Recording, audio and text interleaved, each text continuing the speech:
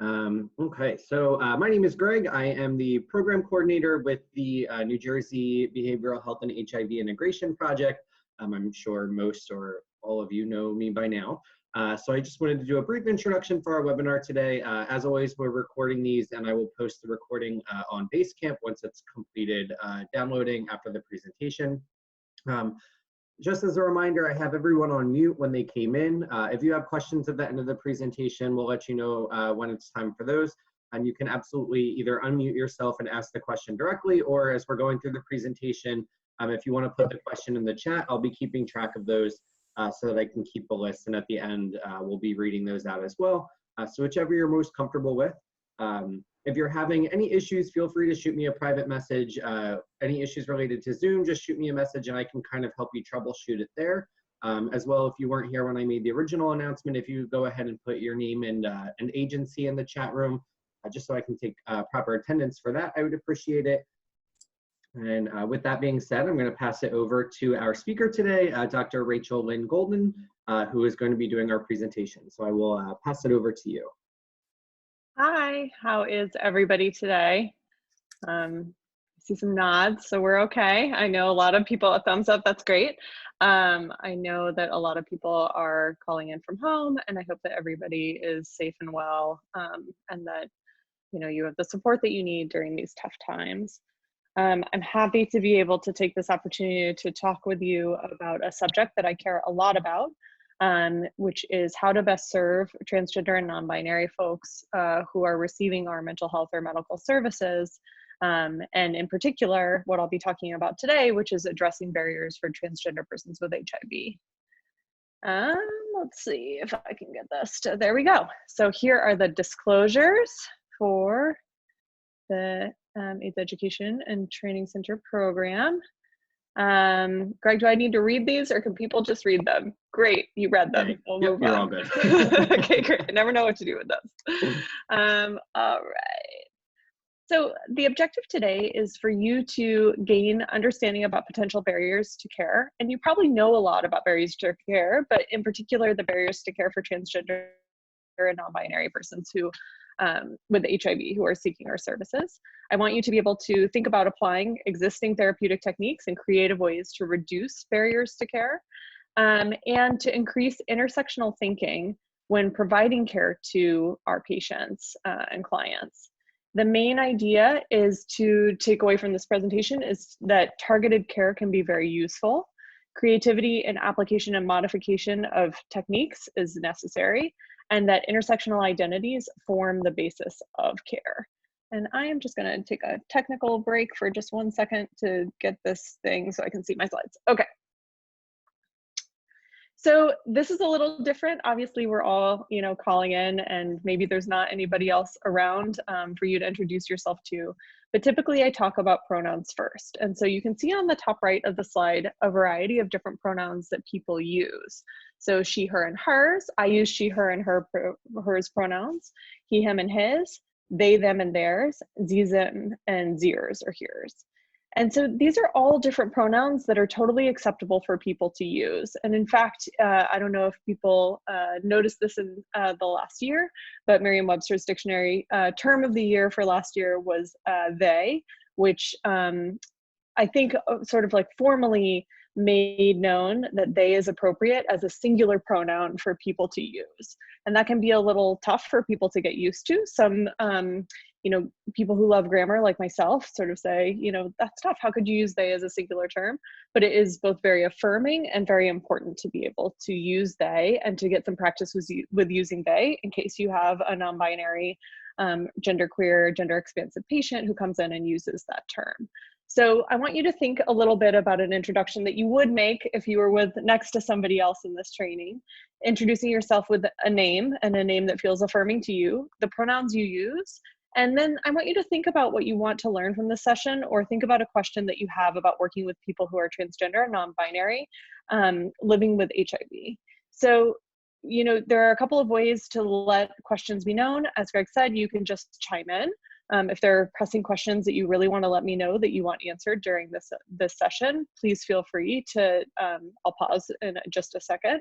for people to let me know, or you can also put them in the comments, and maybe Greg, you can read them out to me. That would be really helpful. So I'll just take just a few seconds and see if anybody has any questions that they want to make sure that I address.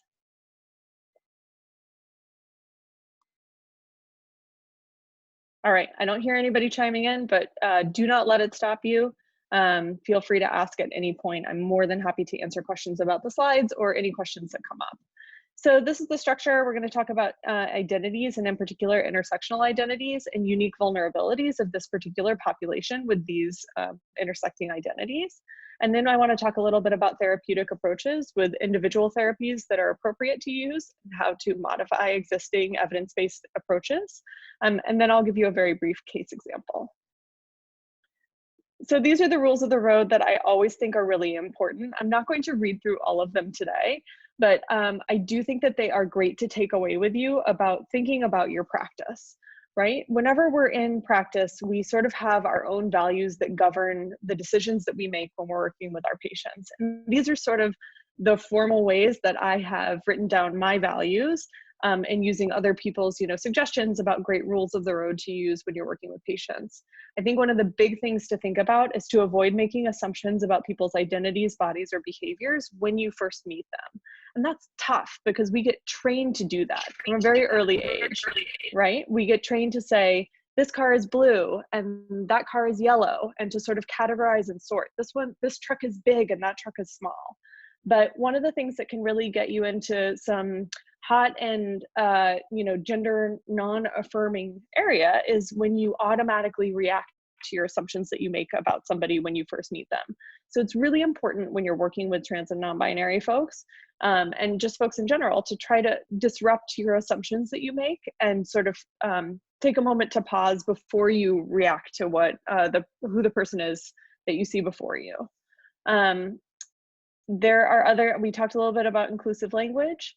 It's very important to think about how somebody could identify as LGBTQIA, even though they aren't coming in and announcing it, right? Anybody can identify with any sort of identity that we don't know, unless we ask, and unless they feel comfortable and safe to tell us honestly what their identities are. So it's our charge, it's our job to make sure that we are creating a place where people's identities can be not only recognized, but also respected and honored and uplifted, and where we can learn from our patients about their experience rather than putting our own assumptions onto what we think should be going on for them.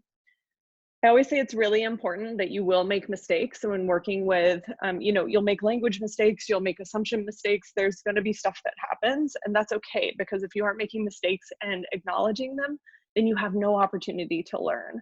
So it's really important to acknowledge your mistakes, stereotypes, things that happen when they come up. I misgendered a patient recently who I've been working with for a very long time, and it hurt me to do that, right? It was just something that automatically came out of my mouth. I didn't think about it. I didn't mean to cause that person harm. But the first thing that I had to do was to say, I'm sorry. I didn't intend to do that, and I'm sorry I made a mistake. And my patients all know that if I don't catch a mistake, that they can correct me, that I will say I'm sorry, and then we'll move on. I'm not gonna make them make me feel better, right? They don't have to say like, oh, no, it's okay, you shouldn't feel so bad, because I did make a mistake. And I can have the feelings, that I want about it, because I wanna create a very gender affirming place. But it's just very important to catch those mistakes and to say you're sorry, because I've heard time and time again how meaningful that is for people. One of the things we'll talk about in modifying therapies is that it's really important to include scenarios when you're giving examples that acknowledge a very wide variety of people and relationships, to affirm a broad range of identities, to make sure to ask questions when you aren't sure about something, and to get a little comfortable with what can be uncomfortable, get a little comfortable with unlearning some of the things that you have, maybe not even intentionally learned across your life. Let's talk about identities a little bit to start. So as you can see, these are sort of like 4 very separate ways of thinking about different aspects of gender and sexuality and sexual orientation. So when we talk about sex, female or male, we're talking about this perceived classification based on anatomic or biological markers that people have. You can see that this happens very early from from this moment we're born and a midwife, nurse practitioner, nurse, or doctor looks at us and says, this is a female child or a male child based on the external anatomy that they can see. But sex isn't just external anatomy. It's also this complex interworking of chromosomes. You can have 2% of folks, which is as equivalent to the rate of redheads in our in like the United States. You can see that 2% of folks are also born with intersex conditions, right? And so there are people who have either genitalia that from the outside don't look atypical compared to other genitalia that you would typically see on a child when the child is born, or they have sort of chromosomal differences that mean that the internal reproductive anatomy that they have is a little bit different. So it's not easy to just say that you have, one sex or the other, male or female. That's not entirely true. There's actually an entire range of different experiences of sex that happens. Gender identity is how somebody identifies internally. So what we sort of say is that it's what's in your head and your heart, how you know yourself to be a woman, a man, or some sort of intersection of the two, or a little bit of like a flowing back and forth. And some people will refer to that as gender fluidity. Some people will talk about their intersecting identities as being non-binary, gender expansive. I've heard kids talk about being like a gender smoothie or a gender Prius, like a hybrid. People come up with all sorts of different names to describe gender identity. And the truth is we don't really have any particular fixed terms that really describe these identities especially well. So it's okay for us to roll with the ways that the English language is adapting and other languages are adapting to support the variety of gender identities people have. Gender expression is how you manifest your masculinity or femininity. You can see it through the clothes that people wear, the hair, the behaviors, the mannerisms, the tone of their voice, the pitch that they try to use. And then sexual orientation identity is whom one chooses to have sex with or are sexually attracted to. And again, this is another place where we need to have broad flexibility in how we understand people's sexual orientation identity, because this is also changing as people are freer to talk about the orientations that they identify with. So you might hear now people talking about being pansexual, asexual, bisexual, same gender loving, all sorts of things. So there's no particular term that exactly describes every type of sexual orientation identity either. I'm going to pause right here. Are there any questions that people want to ask about these sort of 4 different sets of terms that are starting to define how we understand these areas of experience? So we got one about an Great. acronym that was used. So the question was, many of us are used to the term LGBTQ+, but you had said IA. So are you able to explain what that term is, what that means? Absolutely. So as we've developed more ways of talking about the different identities that people have, and also as people have felt freer and safer in talking about their different identities, that acronym has really expanded. And so the acronym itself includes not only sexual orientation, but also gender identity as well. And it serves to represent sort of folks that are in some marginalized, right? As a whole are marginalized based on these identities that they hold. So LGBTQ is lesbian, gay, bisexual, transgender, and queer, right? There are other identities that we have sort of been like added as people have become more accepting of different identities being added. So LGBTQI is for intersex. A can be for asexual, or another A for agender, and sometimes people include a 2 for two-spirit, and it's still expanding, right? There are lots of different things that I've said, like gender queer and gender fluid and non-binary and gender expansive, that aren't necessarily specifically labeled in there. So sometimes we end up with a plus at the end because the goal is to be very inclusive. So in talking about people's identities, I hope you're getting a sense that we have identities that appear visible to people, where people think that they can say, this is an identity you hold. And again, I want to implore you to sort of disrupt that idea that you can automatically define what that identity is or what that means for that person. But there are identities that seem more visible on the outside, right? And then there are these identities that are sort of invisible, identities that we hold that others may not be aware of until we decide to talk about them. And this can be true of gender identity, right? You'll hear a lot of stories about parents saying, I thought my child was a girl until they started telling me I'm a boy, I like boy things. So it's until that invisible or that inner held identity is made visible, you wouldn't know about it. And you can also see this with, other parts of identity like disability, right? Your disability status isn't always apparent on the outside. Many people suffer and live with and rejoice in their experiences of their lives and don't tell everybody all of the complexities of how challenging they can be in different aspects. So we don't really, again, the whole idea of this is just to disrupt the idea that you know someone until they tell you and are comfortable enough to let you know. So the other thing to think about with all of these identities is that even though people hold similar identities, they have varied experiences and points of view. So just because somebody identifies as transgender, for example, it doesn't mean that they have the same experience of being a transgender person as the next transgender person. For example, a transgender woman may have a very different experience than a transgender man. And a transgender man may have a very different experience from the other transgender man that he's standing next to, right? So you really can't assume that people have the exact same experience just based on one identity that they hold. So let's think about it a little bit in I don't know, I'll try to simplify this important idea that I really like about intersectionality the best I can. So think about it as an intersectionality I'll talk about a little bit later, but it is a theory and a really important one that was developed by Kimberly Crenshaw to sort of describe the interworkings of our identities that we hold in our lives. So for a long time, and I can think about this, when I was younger, when I would go to classes that would talk about identity, they would have us do sort of like an identity pie chart.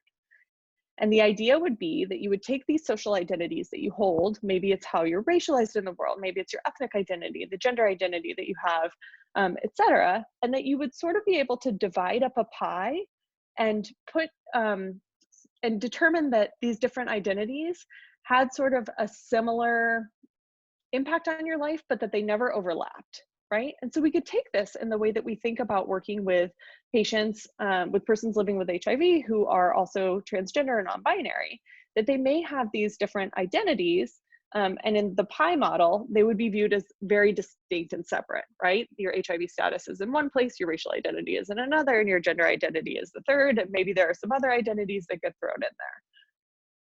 And this almost treats people as if they hold very separate identities.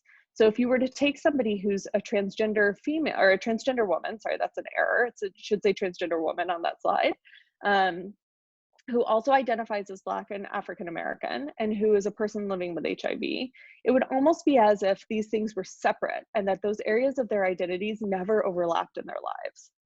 But this is where intersectionality comes into place. It basically says you hold these identities and they overlap to some degree. So there may be some times when you really are feeling like this particular identity of being a transgender woman is standing out to you, right? It's really coming to the fore and it is particularly salient. But at all times, there is some space in which all of your identities are really fully incorporated, right? More or less. And that this really varies based on the experience that you're having. So let me give you an example, right? Here, we're gonna take our example person of this transgender woman who's a person with HIV, living with HIV, who is also Black and African American.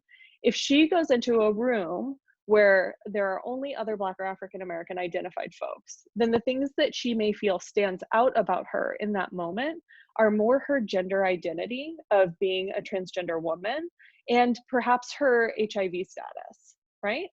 So it's almost as if the part that is more salient feels like it's less at the forefront. But let's say she goes later on to a transgender women's group, and suddenly she might feel that it's not so, it's more, I guess, that she's surrounded by other transgender women and that part of her identity may not feel as salient. But what might come to the fore is more her racial identity at that moment, or the fact that she's a person living with HIV. I see some nods. Does that make sense? Are there questions about this? Okay. And so there's the idea is that as we change contexts, right, as we change different situations that we're in, different parts of our identities come to the fore, right? And that's very different than this model, which is that these are always separate. You're kind of like, maybe you're thinking about yourself as these identities, but context doesn't matter. Well, that's not true. Context really matters about what becomes salient and where you feel either privileged or oppressed in that moment. So you can think about it as all of these different identities come together in this beautiful rainbow, bouquet of experience that can involve things that both privilege and oppress you based on those identities at any moment and change based on the context you're in. And this is important, right? Because when we think about, and sorry, this is the slide about intersectionality. So we can give another nod to Kimberly Crenshaw, who's amazing and developing this along with Patricia Collins. That we can think about it as people may feel very differently when they are out at school, right? When they're at school and dealing with different identities than they might feel in our offices, or they might feel differently when they are, in their family versus at work, right? As contexts change, different identities become salient. So as we're thinking about also the importance of recognizing that people's identities, just because they fall under that category, right, it doesn't mean they have the same experience. So you can take this category of female, right, assigned female at birth, right? So this baby is born, the midwife looks at it and says, okay, this is a female child. Well, that female person could be somebody who's just assigned female at birth. The female person, somebody could identify as female who is assigned male at birth. Somebody could be held under the category of female who's gender non-binary, who is agender or neutroid, which is sort of like a more neutral gender term, who has a feminine gender expression, right? So just because people have that particular heading that they fall under doesn't mean that's their experience. Let's talk a little bit about unique vulnerabilities of the transgender community. So there's this incredible survey that went out in 2015 that is called the United States Transgender Survey. And it's the largest survey to date ever devoted to the lives and experiences of trans folks. There are also individual state reports. So I know a lot of you are in New Jersey. I know some of you are, are in New York from time to time. You can look at the state report for New Jersey and New York, and I've looked at those two states, they're really interesting. So out of these 28,000 respondents, we were able to understand a little better what it was like for trans folks who held different identities or different statuses, right? So in the survey, 53% of the people who reported that they were HIV negative. 46% had not been tested or did not know the results of an HIV test that they had had. And 1.4% were people living with HIV. So this is very different, right? You can see this among these transgender folks, 1.4% are living with HIV compared to the rate in the US population, which is about 0.3%. So that's many multiples of time, many multiples of experience of being a person living with HIV. What is even more interesting is when you look at folks and how things change based on other identities that they held. So the rate among respondents who identified as Black or African American was substantially higher. So 6.7% compared to the 1.4% in the transgender population and the 0.3% across the US nationally. Transgender women in particular were more than 2 times as likely to be living with HIV. The rate for people who identified as Black transgender women was 19%, which is 63 times the rate in the US population. And then you can see that people who identified as American Indian and Latina and also women also reported higher rates. So you can see that it's one of the things that's important here is that identity matters in some way, right? Identity makes certain transgender and non-binary folks more vulnerable to this, to HIV infection, not necessarily because of who they are, but maybe because of other things that they're having to do in their lives in order to make ends meet, right? And so that's when we can go and look at these other, we've talked a little bit about this, other reasons why people might be more vulnerable to behaviors that may make them more at risk for HIV. So for example, family rejection is something that is tremendously important when we're talking about transgender, the affirmation of transgender and non-binary folks in the world. You can see that among adolescents, there's a really grave disparity in suicide attempt rates over the last year. For those who have been accepted by family, the rate is similar to that of the general adolescent US population at about 4%. But for those who were rejected by their family, you see that the rate of attempt of suicide is 57%, right? So family, one thing that we can really know is that family or community support, caregiver support, really, really matters in helping people face some of the oppression that they may face by holding these transgender and non-binary identities. So we can see that here too. That those who were kicked out of their home were more than 2 times as likely to be living with HIV than those who were not kicked out of their house. And one of the explanations for this is that people have to engage in some way of making money to put food in their bellies and to let their head rest on a pillow at night, right? And to feel safe. It's hard to be living out, to be homeless. It's hard to be living on the trains. We hear about that in New York a lot. And so what I hear from my patients more than not who have engaged in sex work is that they had to engage in survival sex and survival sex work because they couldn't get hired elsewhere, because they didn't pass, or people did inappropriate things during interviews and made them feel really uncomfortable, and they didn't want to work at an employer because of that, or and that what they felt like was their last resort was just to engage in survival sex. And that puts them at a disparity for being able to negotiate condom use. They may not have access to as many other medical resources to get access to PEP and PrEP. This is a very real experience of folks who have had to engage in sexual activity to, again, to get food in their bellies and a pillow under their head or 4 walls around them. Those living with HIV who had lost a job because of their gender identity or expression, or who have ever experienced homelessness, were more likely to have been paid for underground economy work apart from sex work during their lifetime, right? So work that's off the books.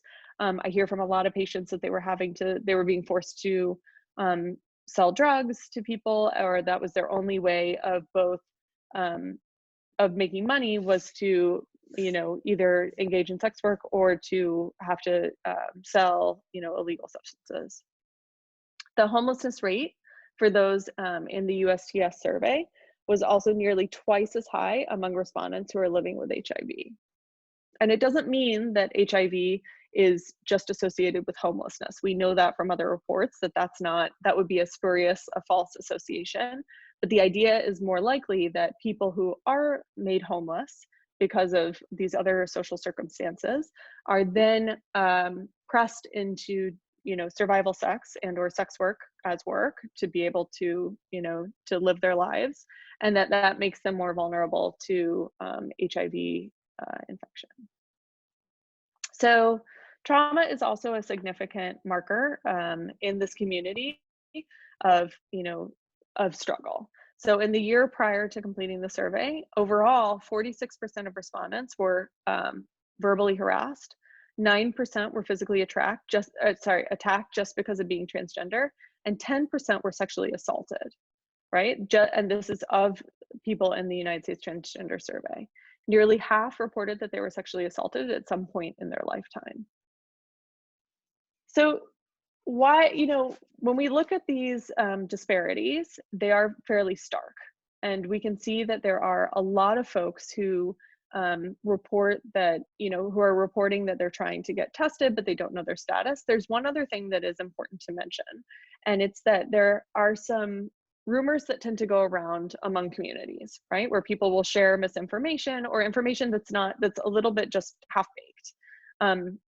One of the things that transgender patients sometimes will say to providers is that they are worried that taking ART medication will make their hormones not work.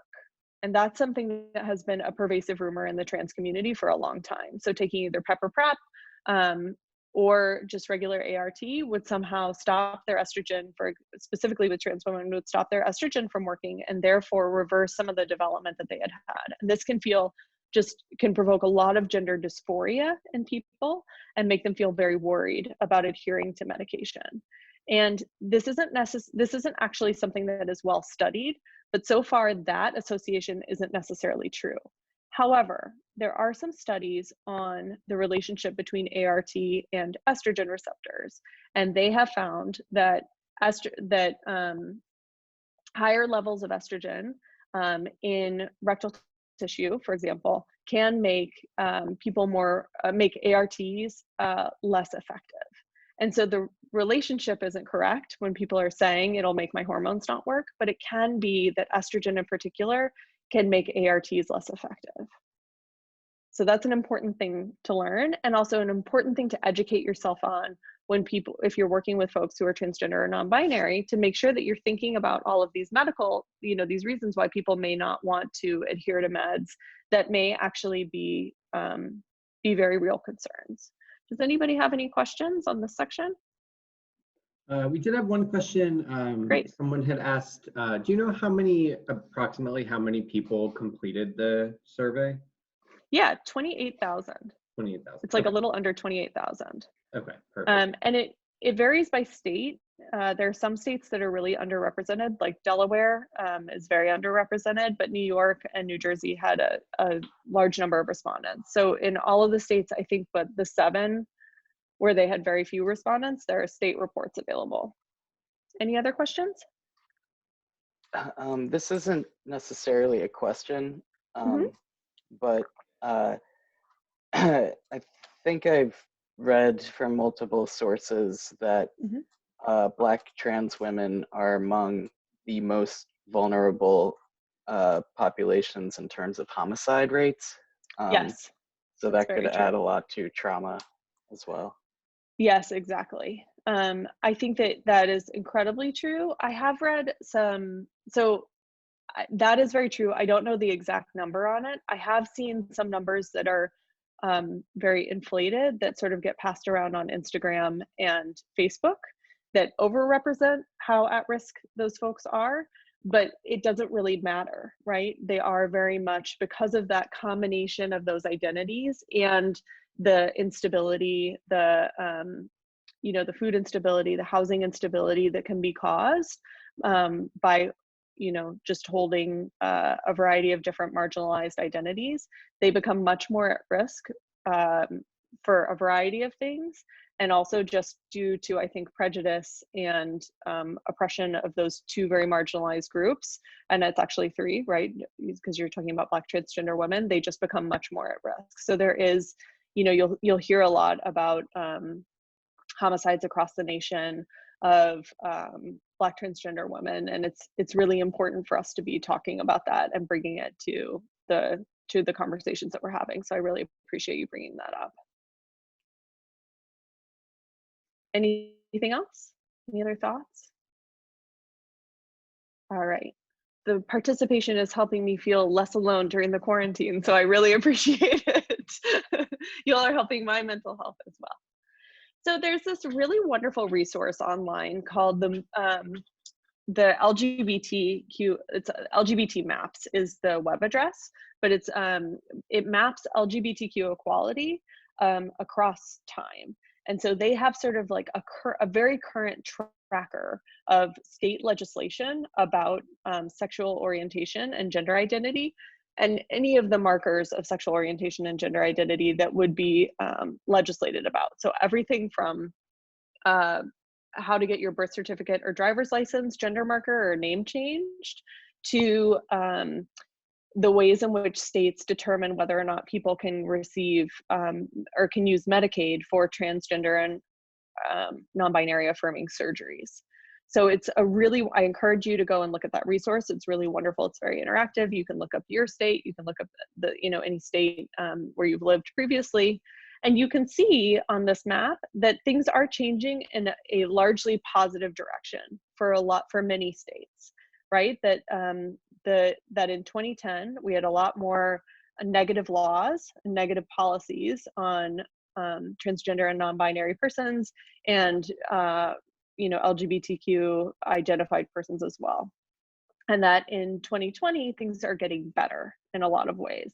And the ways in which they are getting better are across the markers that I talked about already, but also in other things like a reduction in HIV criminalization laws. So being able to be tried for placing someone at risk of contracting HIV during a sexual encounter, for example, that as those laws diminish, we see that things turn more green. But you can also see that as those laws diminish and as other things like marriage equality, becomes our nation's law, people come up with other ways to oppress transgender and non-binary folks. So for example, you could see a lot of different laws that people are trying to pass right now about whether or not transgender identified folks can compete in sports, in high schools and in colleges, and just again, trying to regulate the experiences of transgender and non-binary people. So the other thing that has been really important is the banning of conversion therapy, which is not a therapy. It does not work. It is a harmful practice that traumatizes LGBTQIA individuals across our nation. And it is a therapy, it's sometimes called reparative therapy. It was believed that you could convince somebody that because being, gay, lesbian, transgender, bisexual, something like that, they believed it was a question of decision, that you could do therapy to change the decisions that people made. That is not true. It is not a decision. It is who somebody is. It is part of their identity. And you cannot change it and should not change it with therapy. So we're seeing more and more that conversion therapy bans are going into place, and that's something that's really important to think about in any state across the nation, because they're very harmful. You can see that there's this gender identity policy tally as well, and that's, again, you can see the very specific breakdowns by policy for each state.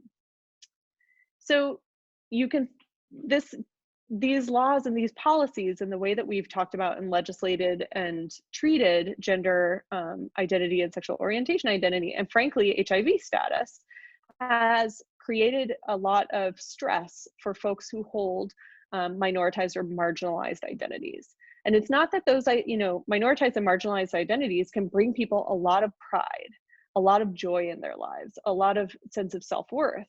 But when the system oppresses you based on those identities alone, it can create something called minority stress.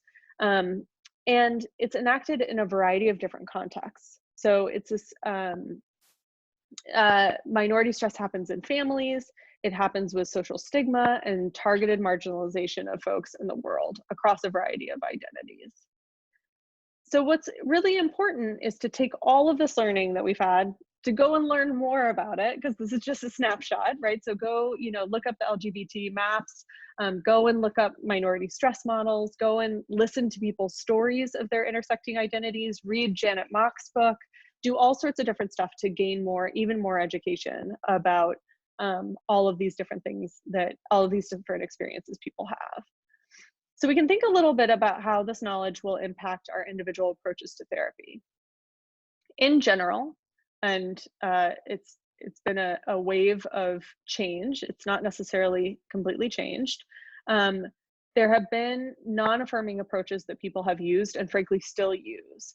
And these non-affirming approaches are approaches where the therapist is held in or holds a gatekeeper role. So the idea is that the therapist sets up hurdles that somebody has to meet, and they have to prove that they have passed that hurdle in order to get what they need to affirm their identity and reduce their gender dysphoria.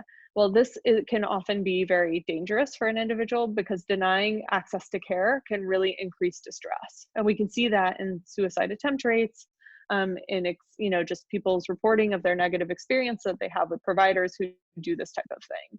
So this is something that we should not do, right? You are not a gatekeeper. You don't get to block the way for somebody to get care. You get to work with somebody and try to figure out how to help them get the best care that they need, and with the variety of things that are available for folks in the world.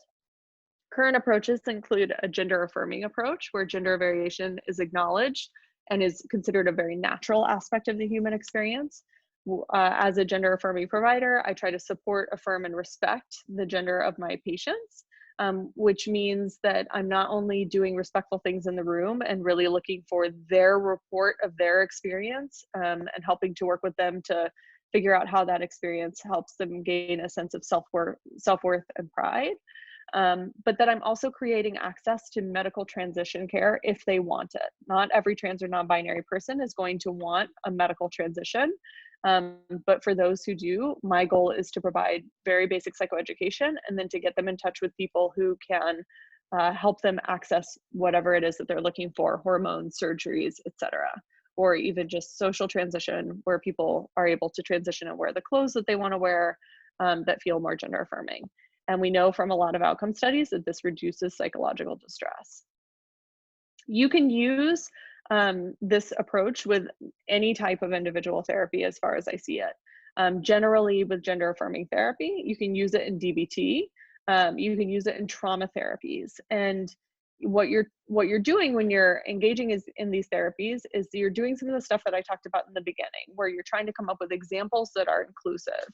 You're trying to respect people's own experience of their identities and treat them as experts in how this identity has changed the way that they manage their distress, or has placed them more at risk for victimization, and that where you need to work with them to try to process the trauma, or help them increase their safety as best they can. One thing to do with, taking this all together, it's important to think about how these identities that people hold intersect during therapy. So how does gender intersect with other identities such as race, ethnicity, socioeconomic status, etc., to help shape people's experience during their days. And to make sure to encourage yourself to discuss ways to utilize knowledge of these therapies, of these identities in therapy, to build acceptance, so that people can feel accepted in your therapeutic room. And that will also encourage them to come back and to continue their care with you. One thing that's really important is that oftentimes people think that rates of acceptance will differ by family, racial, or ethnic identity. And what you can really see, and I always like to make sure to mention this, is that there are no differences across racial or ethnic identity groups in how people are accepted by their families. The levels are fairly similar of family rejection and family acceptance. But it's always important. So it's always important to ask that person and to not assume that their family would have been accepting or not based on some identity that they held. All right. So you can modify your approaches. One thing I want to make sure to do today in our last 15 minutes is to uplift some of the voices of people's experience. These were all reported in the USTS. There was a qualitative section as well where people could fill out their experience of being transgender and being a person with HIV. So here, I'll just read a couple of these out loud. I have consulted with surgeons for gender transition only to be told that they would charge me 50 to 100% more for the surgery because I am HIV positive. Every day is a double coming out processes transgender and being undetectably HIV positive. So not only is that illegal, I imagine, and to charge someone based on their HIV status, it's just horrible, to have to imagine going in to a provider and to be told that just based on some part of your identity, you will get unfair or unequal treatment. And this happens all the time. Here's another quote from somebody from the survey.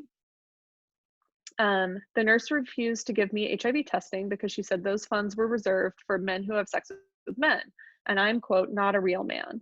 She told me I was born female and just needed to accept reality. So that nurse's statement would have placed this person at much greater risk. Somebody who's trying to get access to HIV testing, who's trying to know their HIV status, who is having a nurse say that these funds can't be used because they don't fit into a box, and is probably discouraging somebody from, not only as being very marginalizing and hateful, but is also discouraging someone from getting the testing that they need. Let's read one more before we move on. This one I really appreciate because I think it talks about the role of a good and gender affirming provider. I am a trans man who has been living with HIV for 25 years. I have good health insurance and get excellent trans-related and HIV-related healthcare. I have access to a great therapist who is an expert in gender issues and transitioning. All these factors contribute to my survival and my success. And what I want to encourage all of you about is that you don't have to be this doesn't have to be your only focus and your only expertise, right? But it does need to be something that you gain awareness in. I would encourage you to gain awareness in this so that you are encouraging patients to come back, and also so you get the opportunity to learn, right? Learning about gender identity and sexual orientation can just be a very fulfilling part of continuing your practice and ensuring that your patients will feel as respected as possible in the room and will help contribute to their success. All right. So ways in which the therapist can intervene is in helping people break down barriers to testing, helping people think through how to adhere to ART, and some of that is gaining some knowledge and or gaining access to people who can give patients appropriate knowledge about interactions between ART and the gender affirming hormones or medical regimen that they're on, helping people create a life worth living, creating access to care, just giving instrumental support, being there for them, and addressing trauma.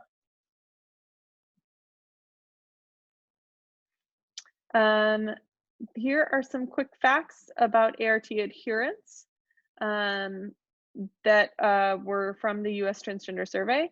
I am going to just move along with this, but you all could look back if you'd like to. Generally, people try to be adherent to ART medication. All of the folks who I work with report very good adherence, but that is not always the case. And sometimes we can have folks who, I'll give a case example at the end of somebody who we worked with who was not adherent, and she was a transgender woman who really struggled with adherence, and the therapist was very skilled in trying to help her find life worth living strategies. So we'll talk about that at the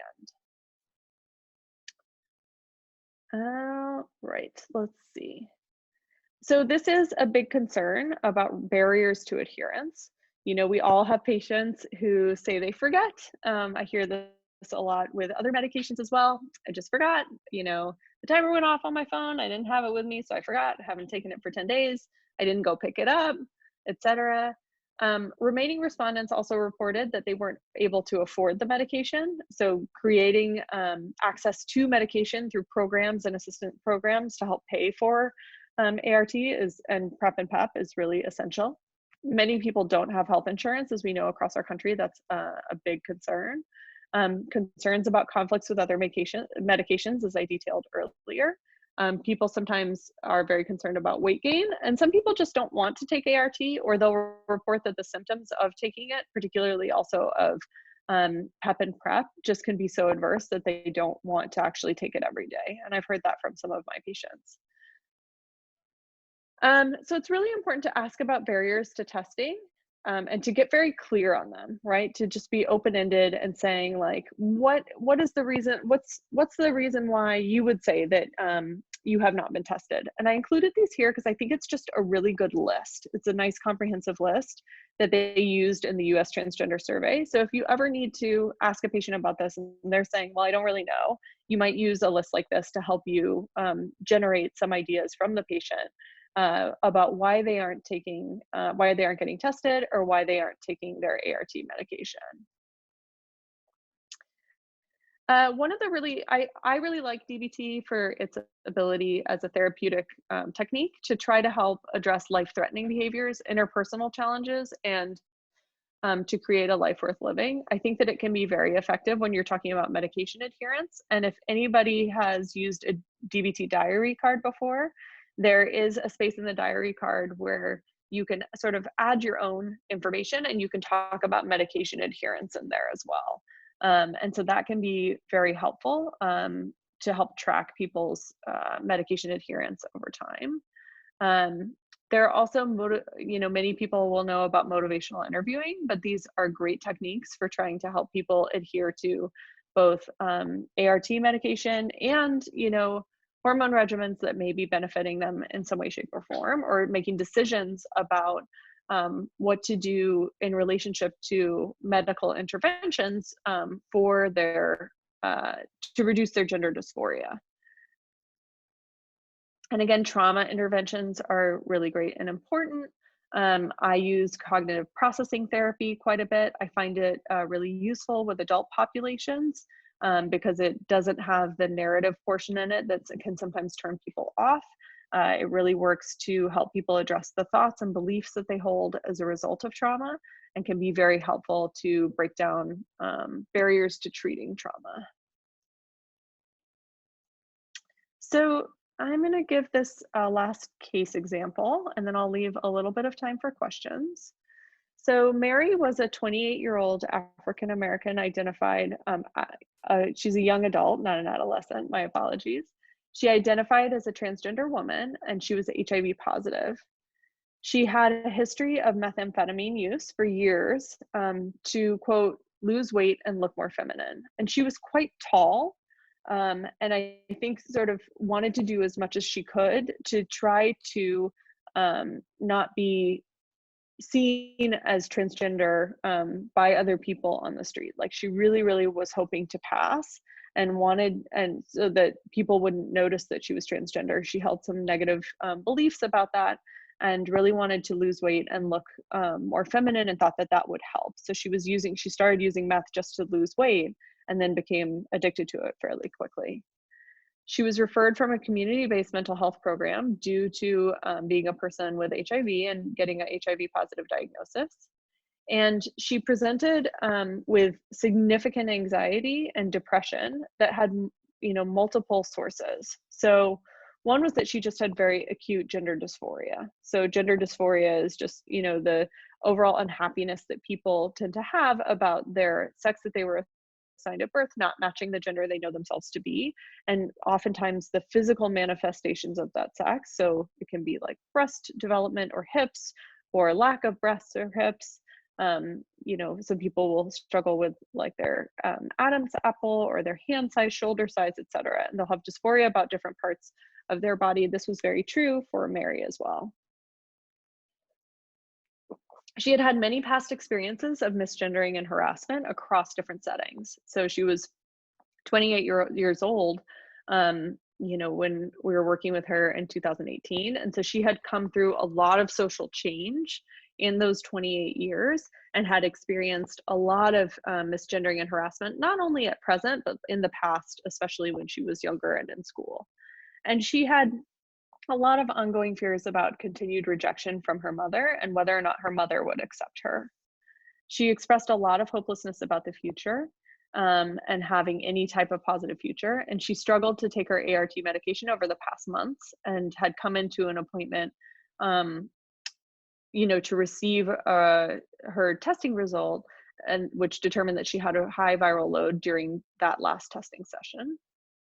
And she also experienced a lot of hopelessness due to her recent decision to transition happening at the same time as her HIV positive diagnosis. So she had decided to do a medical transition and to start taking estrogen, and to try to change her physical experience in a more positive way. And the reason why I say more positive is that just by comparison to using meth to lose more weight, to look more feminine, by taking estrogen, she was able to add the hormone into her daily medication routine and get change that wasn't putting her life at risk or placing her at risk for addiction.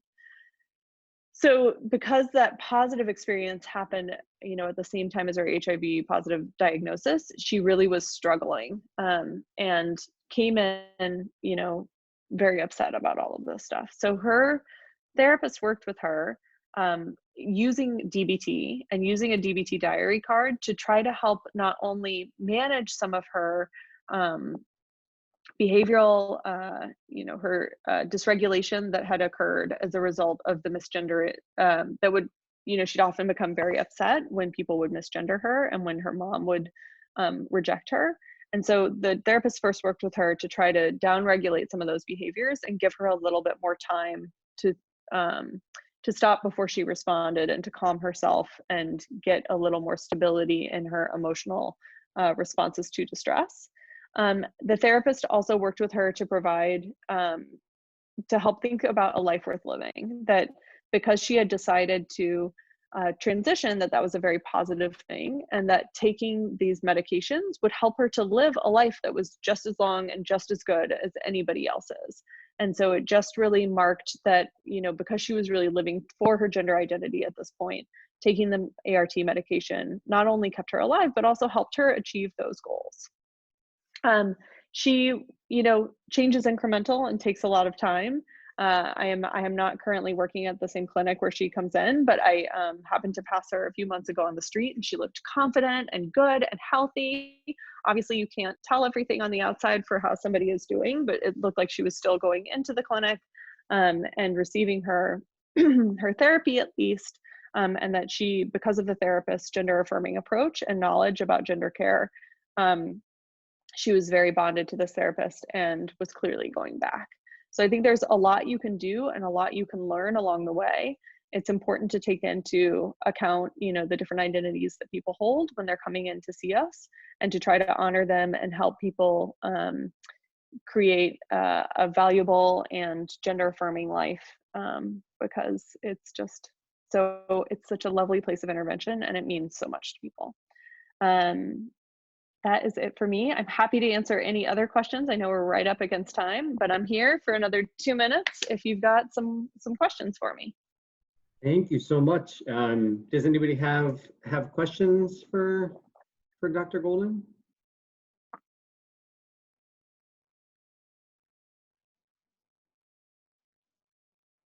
You can either unmute or put them in. You can also feel free to email me after the session. You can email me at rachelandgolden@gmail.com or dr.rachelgolden@gmail.com, and I'm happy to answer questions, provide resources. There are a lot of places where you can get trainings in gender affirming care. And so if you have any interest in getting those trainings, let me know and I can steer you sort of in the right direction as well. Perfect. Well, thank you so much for taking the time to speak with us, and thank you everybody who came and participated. I'll be sending out the evaluation link in just a few minutes, so make sure that you take a brief second and complete that for us as well.